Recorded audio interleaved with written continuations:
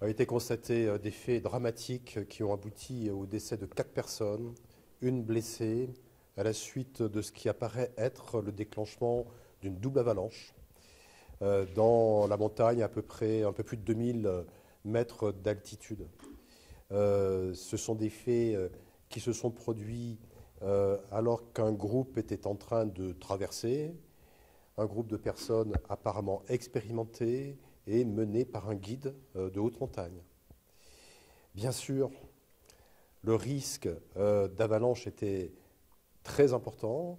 Il était qualifié numéro 4, c'est-à-dire un risque fort, et c'est un élément tout à fait déterminant, certainement, dans ce qui a pu se produire. Une enquête judiciaire a été ouverte. C'est une enquête qui est ouverte sur des faits qui sont qualifiés d'homicide involontaire et de blessure involontaire, c'est-à-dire le fait d'avoir provoqué la mort ou la blessure de quelqu'un à la suite de la commission d'une faute ou d'une erreur. Cette enquête a abouti aujourd'hui à l'audition du guide, puisqu'il se trouve que cette personne a survécu à l'avalanche dans le cadre d'une garde à vue. C'est un guide de la région. C'est quelqu'un qui est expérimenté, à l'évidence, qui est guide de haute montagne et qui, d'après les premiers éléments que l'on peut connaître, connaissait le massif. Alors il a fait preuve d'imprudence. Il a fait preuve d'imprudence en partant aujourd'hui en randonnée.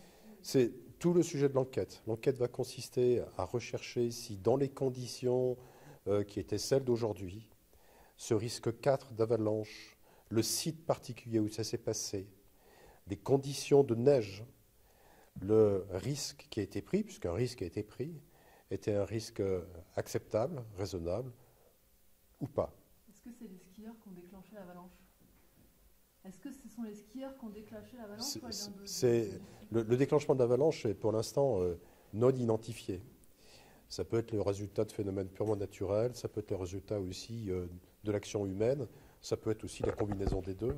Et donc bien sûr que les investigations judiciaires vont consister à essayer de déterminer ce qui est la cause principale de l'avalanche qui a entraîné ce drame. Et les secours n'ont rien pu faire quand ils sont arrivés, c'était trop tard? Comment ça s'est passé?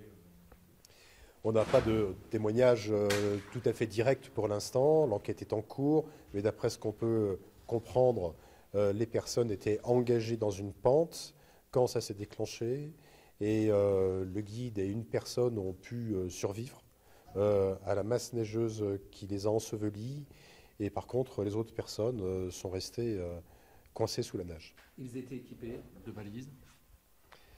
Ce sont des gens qui sont relativement âgés et qui sont des personnes qui sont visiblement expérimentées dans la randonnée alpine. Et ils étaient tous équipés du matériel qui permettait de pouvoir les retrouver. Et d'ailleurs, les corps ont été retrouvés assez rapidement. Vous avez des informations sur l'identité des victimes? L'identité des victimes, c'était des... L'identité des victimes n'est pas encore totalement certaine. C'est la raison pour laquelle, à ce stade, je resterai silencieux sur ce point, puisque ce sont des personnes dont, bien sûr, on a retrouvé les corps, mais sur les corps, il n'y avait pas forcément des éléments qui donnent toute certitude sur qui ils sont. Et donc, il y a une phase d'identification des victimes qui est tout à fait essentielle et qui va sans doute aboutir demain. Vous pouvez nous parler du lieu, monsieur le procureur? On dit que c'est un Talweg, c'est ça? On était dans un endroit très escarpé.